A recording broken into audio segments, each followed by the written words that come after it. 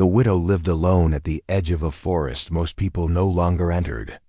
Her small wooden house sat where the dirt road ended and the trees began, as if it had been placed there by mistake and forgotten over time. She had lived there for decades, long enough for the forest to feel less like a boundary and more like a wall that kept the rest of the world away. Her husband had died years earlier. There had been no long illness, no dramatic final words, just a quiet morning when he did not wake up. After the burial, life did not change all at once. It thinned out slowly. Friends stopped visiting. Distant relatives stopped writing.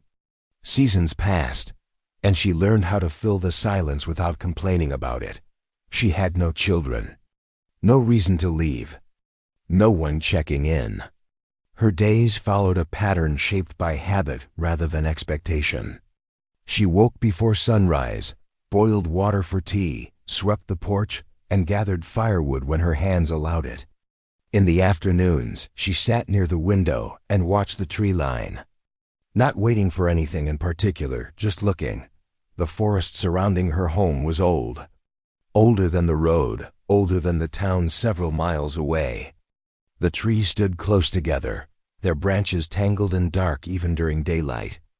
Very few people traveled through it anymore. Locals avoided the area, though no one ever offered a clear reason. Some said it was easy to get lost. Others simply said it didn't feel right. The widow never asked. She had learned the forest sounds over the years, the wind shifting through pine needles, the slow crack of settling branches, the calls of animals moving unseen. None of it frightened her. After losing her husband, fear had taken on a different shape. Silence, not danger, was what weighed the heaviest dot at night. The forest pressed close around the house. The darkness felt complete, undisturbed by traffic or distant lights. The widow locked her door out of routine, not concern. She believed she had already lived through the hardest loss a person could. Endure. She did not know that the quiet she had grown used to was about to change, or that the forest she thought she understood had been watching her just as closely. The rain had fallen steadily through most of the evening, leaving the ground soaked and the air heavy with damp earth. By nightfall, the temperature dropped sharply, the kind of cold that settled into the bones and made even familiar sounds feel distant. The widow had already prepared for sleep, the fire reduced to embers. The house quiet, except for the slow ticking of the clock on the wall. It was then that she heard it. At first, the sound was so faint she thought it came from inside her own thoughts. A soft, broken noise, barely louder than the wind moving through the trees. She sat still in her chair, listening. The sound came again, uneven, strained, and unmistakably close to crying. It reminded her of a child. Not the loud, demanding cry of an infant, but something weaker, as if whatever made the sound was too tired to cry properly. The widow told herself it was nothing more than an animal or the forest playing tricks on her hearing. Age had a way of blurring certainty, and she had learned not to trust every sensation that reached her. She stood up and went to the window. The yard lay dark and empty, rainwater reflecting the pale light from inside the house. She saw nothing move. The forest stood still. She turned away, but the sound returned. This time it was closer. Near the side of the house. The widow paused, her hand resting on the table. She felt no rush of fear, no quickening of her breath. What she felt instead was concern, quiet, steady, and familiar. The same feeling that had once pulled her out of bed for a sick husband in the middle of the night. She reached for her coat and lifted the lantern from its hook. The light flickered as she opened the door, spilling a narrow glow onto the wet ground. Cold air rushed in, carrying the scent of rain and soil. She stepped outside slowly, the lantern held low. The crying came again, no longer distant. Whatever was making that sound was close, and it was alone. The sound led her toward the old wood shed, set a short distance from the house where the ground dipped and collected rainwater. The lantern's light swayed gently with each step, cutting through the darkness in a narrow circle. Mud clung to her boots as she moved closer. Careful not to rush near the side of the shed, something shifted at first. She saw only a small shape pressed close to the ground, partially hidden by stacked logs and wet leaves. It moved weakly, as if struggling to lift itself. The crying came again, softer now, strained and thin. When the lantern light fell fully on it, the widow stopped. The creature was young, much smaller than anything she had imagined. Its body was covered in coarse dark hair, matted with rain and dirt. One of its legs was drawn in close, held protectively, and its breathing came in shallow bursts. It looked exhausted, the kind of exhaustion that came from more than just injury. It was the look of something that had gone without food for too long. The widow crouched slowly, lowering the lantern so the light would not startle it. The creature did not try to flee. It only looked at her. Its eyes were large and steady, reflecting the lantern's glow. There was awareness in them, recognition, not instinct. They followed her movements carefully, the way a child watches an unfamiliar adult. The widow felt a quiet certainty settle over her. This was not human. And yet, it was not an animal either. She expected fear to rise in her chest, but it never did. The creature made no sound now, only watched her, trembling slightly from cold and pain. There was no aggression in its posture, no attempt to bare teeth or defend itself. Only fatigue. She reached out slowly, speaking under her breath, though she did not know why. Her hand brushed the creature's shoulder, and it flinched once before going still. Its skin was warm beneath the wet hair. The widow made her decision without hesitation. She slid one arm beneath its back and another beneath its legs. It was heavier than she expected, but not impossibly so. The creature did not resist as she lifted it. It only leaned into her, its head resting briefly against her coat, holding the lantern close. She turned back toward the house, whatever this was. She was not leaving it in the cold. The widow did not tell anyone what she had brought into her home. There was no one she trusted with a thing like that, and even if there had been, she would not have known how to explain it. She closed the door behind her, set the lantern down, and carried the small creature into the warmest room of the house. She laid it near the stove on a folded blanket. The creature remained quiet, its eyes following her movements as she worked. She heated milk on the fire, letting it cool before offering it in small amounts. At first, it hesitated. Then it drank, slowly and carefully, as if unsure whether the kindness would last. She fed it soft food after that, tearing pieces into small portions and placing them gently within reach. Each morning, she cleaned its wounds and kept it warm. She washed the dirt from its hair, careful not to pull or startle it. The creature never fought her. It allowed her hands to move freely, trusting without understanding why. In the days that followed, its strength returned faster than she expected. It grew quickly. Not in sudden, unnatural bursts, but steadily too steadily. Within weeks, it was noticeably larger. Its limbs lengthened. Its posture changed. The widow took note of it without comment, the way she had learned to accept things she could not alter. She asked no questions aloud. The creature never spoke. No sounds shaped into words. And yet, it understood her. When she told it to stay near the fire, it did. When she motioned for it to rest, it obeyed. Its eyes followed her constantly, attentive and calm. There was restraint in the way it moved, even as it grew stronger. Nothing in its behavior suggested harm. As its size increased, it began sleeping on the floor beside her bed or near the door, positioning itself between her and the outside world. The widow noticed this but said nothing. She felt no fear, only a quiet sense of being watched over. She never gave it a name. Naming it would have made her think too hard about what it was or where it came from. Instead, she spoke to it the way she once spoke to her husband, in simple statements and gentle instructions. In her mind, The explanation no longer mattered that she fed it.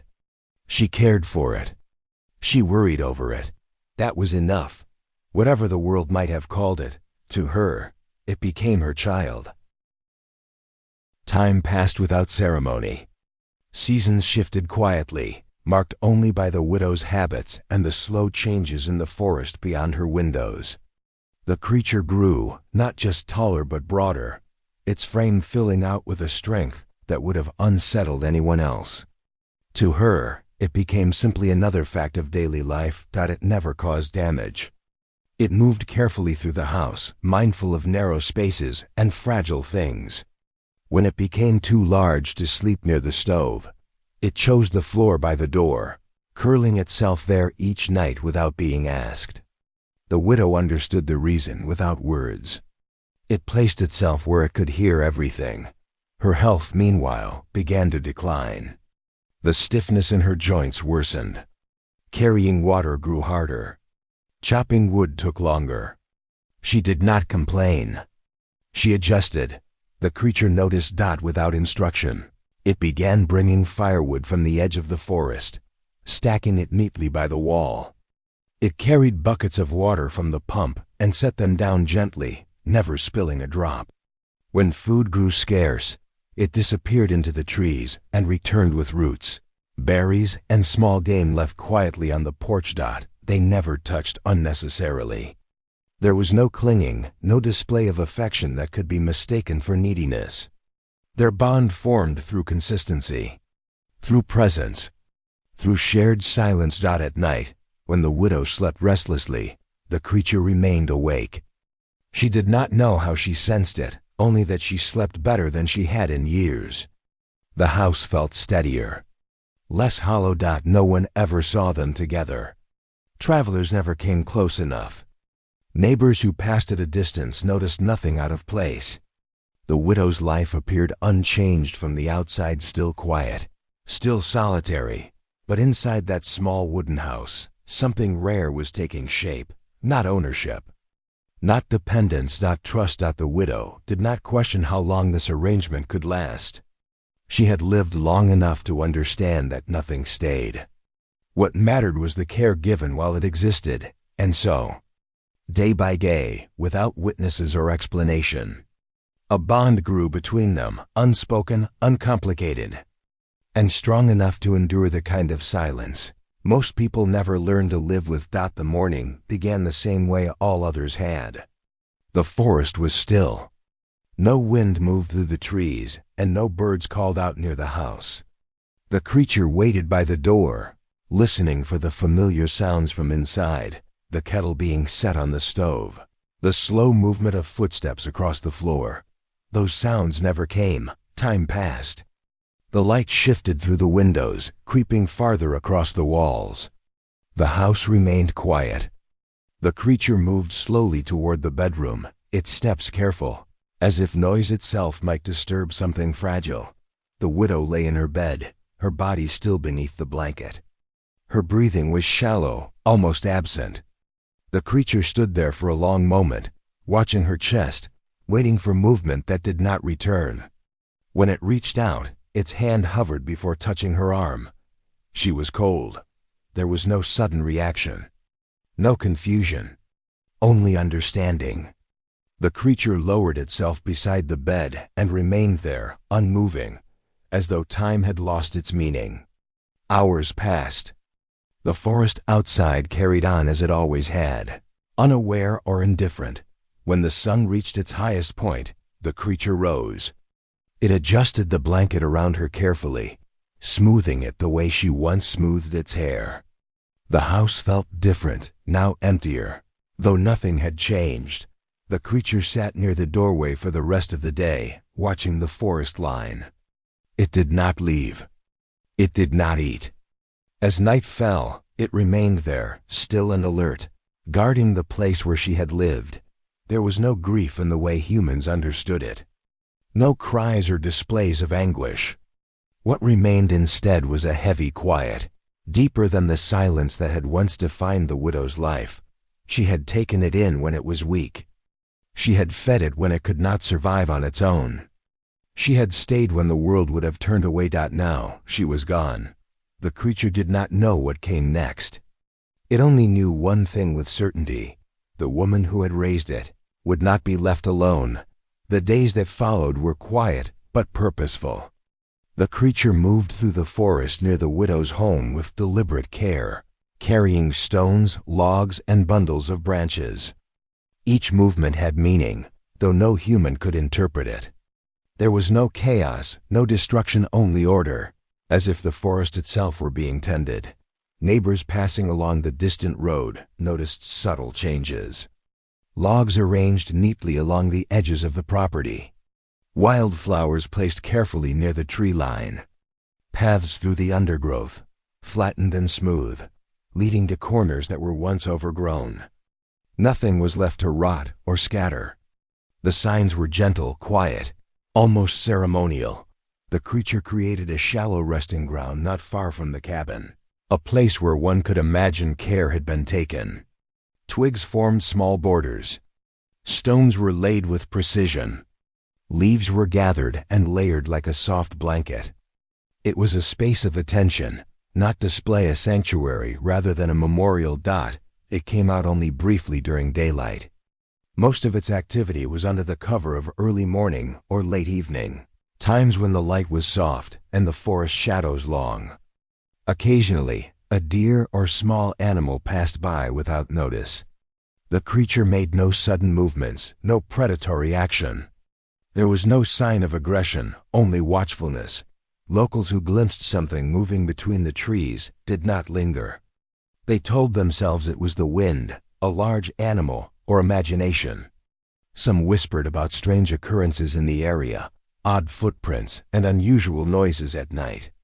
No one knew the full truth, and the creature ensured it remained that way.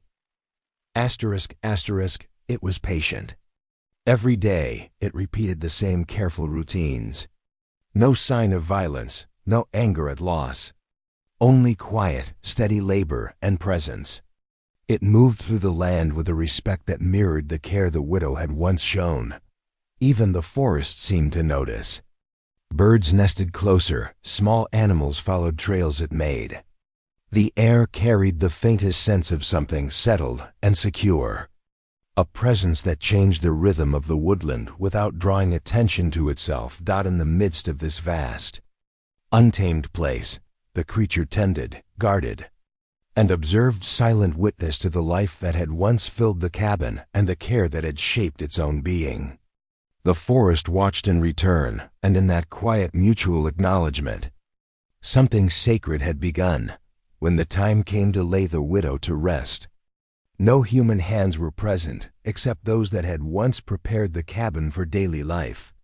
The creature remained nearby, waiting as the forest held its usual hush. It had watched the rhythms of her life for years and understood, in a way only it could, that this moment was inevitable. A simple marker was placed where she had always preferred, the small clearing behind the house, where sunlight spilled through the trees in the morning. The creature, without guidance, collected stones from the creek, arranging them into a neat circle around the site. It added fallen branches and scattered wildflowers from the forest floor. Each placement deliberate, a silent acknowledgement of care. The creature pressed its large, warm palm into the soil, feeling the earth settle beneath her resting place. It remained motionless for a long time, as though grounding itself with the permanence of her absence. The wind whispered through the trees, carrying with it the faint scent of rain and pine. But the forest offered no distraction, no comfort, only stillness. It did not cry, did not make noise. Its mourning was quiet, private, an internal ritual that required no audience. The widow had taught it the language of patience, trust, and restraint.